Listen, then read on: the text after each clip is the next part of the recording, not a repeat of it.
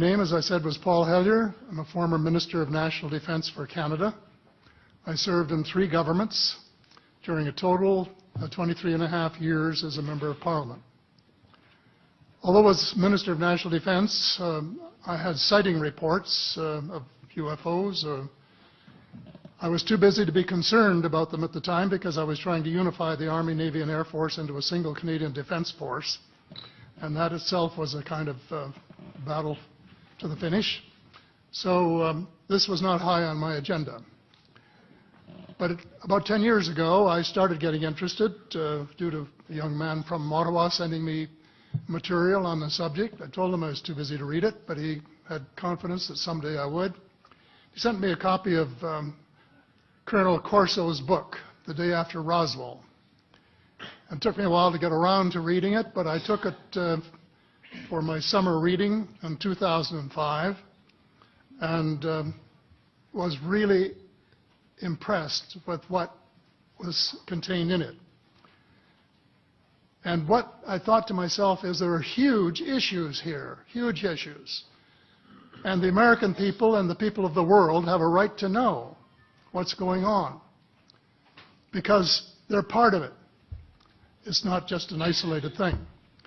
And so after confirming the contents of the book with a retired United States Air Force general, I accepted the invitation of Victor Vigiani, who's over here somewhere, and his cohort, Mike Bird, to speak to a symposium at the University of Toronto.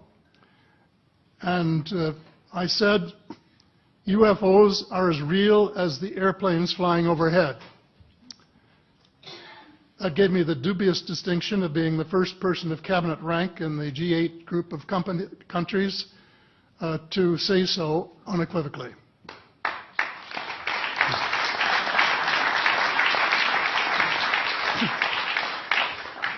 Since then, I've learned a lot from many sources, including a number of the fantastic witnesses that we have heard these last 4 days. They were so outstanding, I was just really blown away with them, the amount of information that was available. And I appreciate every single one of them. But because I'm not a ufologist, I'm a politician, there are only a few things that I want to add in that particular realm.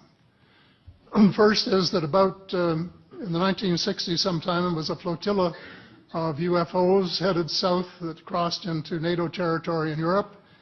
And the Commander-in-Chief of the Supreme Allied Headquarters in Europe was naturally very shaken.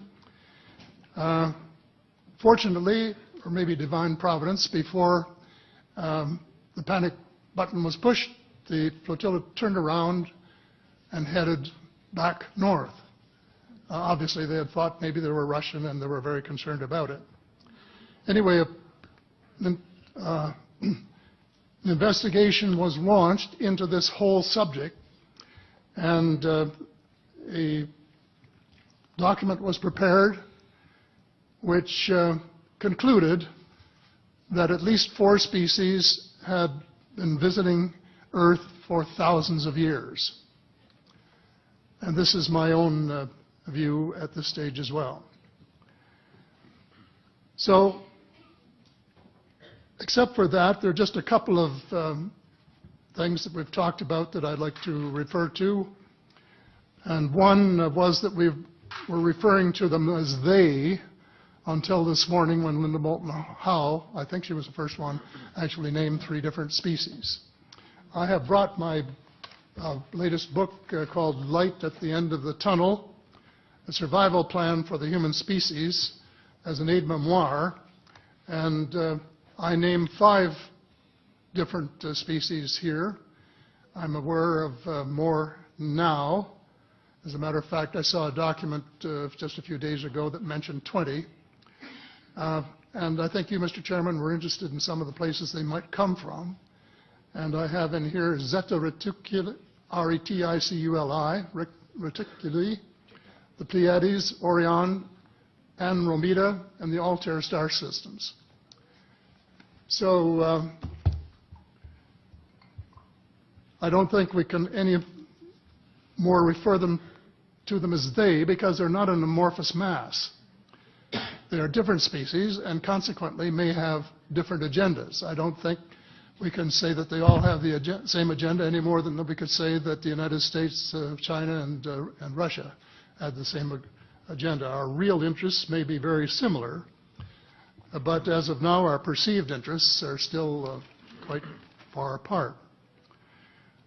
One more observation before I begin what I want to say, and that is that we spent quite a bit of time talking about the 66-year-old cadavers.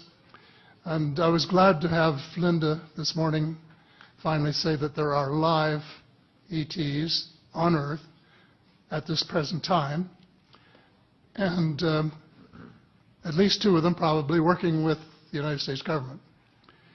The other species that I learned about not too long ago was called the tall whites. And this is when Paula Harris broke the story just a few years ago.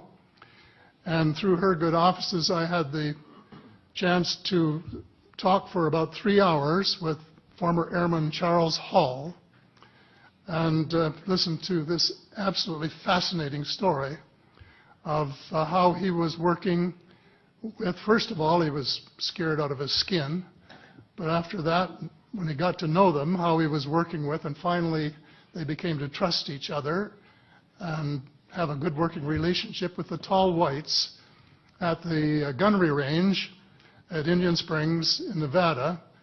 And these tall whites were living on United States Air Force property and working in cooperation with the United States Air Force and sharing technology with them.